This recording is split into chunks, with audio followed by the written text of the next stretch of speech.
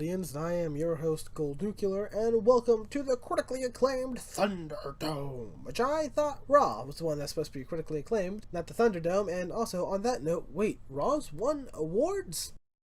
When? Can someone, please guide me to this information? I beg you. And we have Drew McIntyre opening up the show, and he talks about how Goldberg went from 173-0 to "I will please pay you to stop coming back. Seriously, Goldberg. Bill, you're supposed to be iconic, not make me want to cry in my bed at night. Just thinking of all the walls that you've destroyed with your head and your own brain." Okay, then as we do that, Miz and Morrison come out to talk about the injury, which we already had this talk, with, knees and ankles and back injury. Seriously, how many wrestlers are going to talk about their knees this month? Well, after that strange encounter, we have Goldberg coming out to do the whole "your next thing" as Team Correct eczema. And then we get a spear and you know the deal. Our first match of the night is Shayna Baszler versus Flair, and Nia Jax gets involved almost immediately as a brawl begins with Dana and, I think, Mandy and Lacey for some reasons there. I don't know, man. None of this makes sense, at all.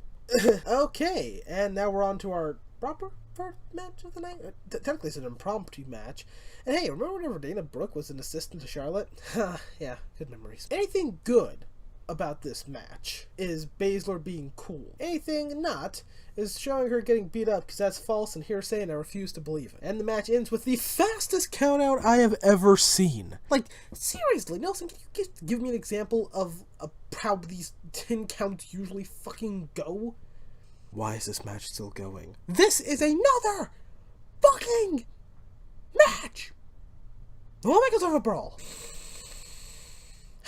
Nelson, just go to the ending so we can get the hell out of here. It's nasty, and this is going to be worse. Oh, it follows it. Our next match is Slapjack versus Xavier Woods. That doesn't sound right, but it is. This should be a good match, and so far it is. We have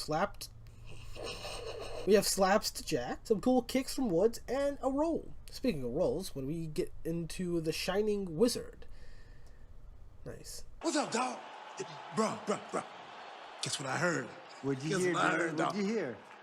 The Hurt Business throwing me a surprise party tonight. Whoa, how do you know that? Here we go! Party time! Wait, why are you here? Good damn, what's up?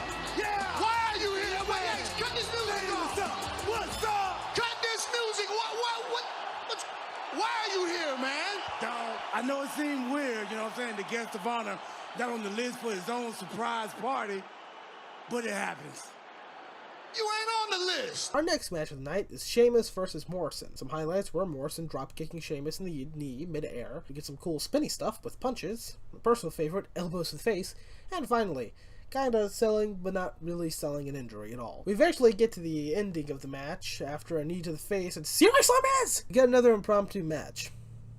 That is the third one of the evening. Nelson, can you just... Thank you. I don't want to see the next. I don't want to see the ending of this match. I don't. It's a good match. It's a quality match. There's some cool stuff. Cool double team moves. Okay. Moving on.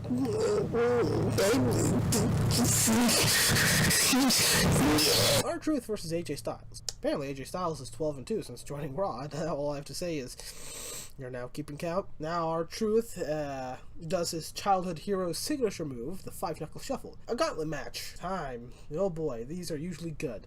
This match starts off great with some cool kicks and some slams. I really enjoyed to see Shelton in singles match competition because, he's great. It also reminds you just how wasted he's being in the tag division. We also get some kicks in the head, and right when we think it's over for Riddle, we get a guillotine. Riddle wins. It's like there's something missing. Did I miss anything, Wilson? What are you doing? Dude, I'm trying to help. Do nothing. Oh yeah, we also get a roll-up from Riddle to MVP. Okay, This hasn't been going the way that I want it to go. Please, Cedric, do anything. Okay, well, we get some kicks and elbows from Riddle against Cedric, then an amazing drop kick. Oh, wow. Right as Riddle gets his momentum going, Cedric DDTs him. Very nice. We get some flips from Riddle and Alexander, which leads to Riddle getting his back hurt after landing on Alexander's knees. Cedric, after failing to put him away again with a phenomenal driver into the canvas, decides to go for an old-school technique, kicking the head. Hey, concussing your opponent technically gets you the victory. This leads to Matt Riddle eventually taking the momentum, getting the roll on Cedric to end his night.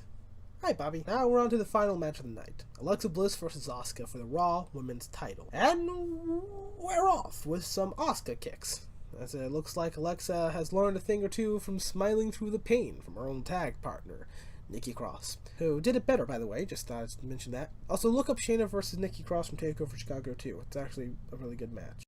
Alexa eventually gains momentum, however, after choking. He punched that horrifically.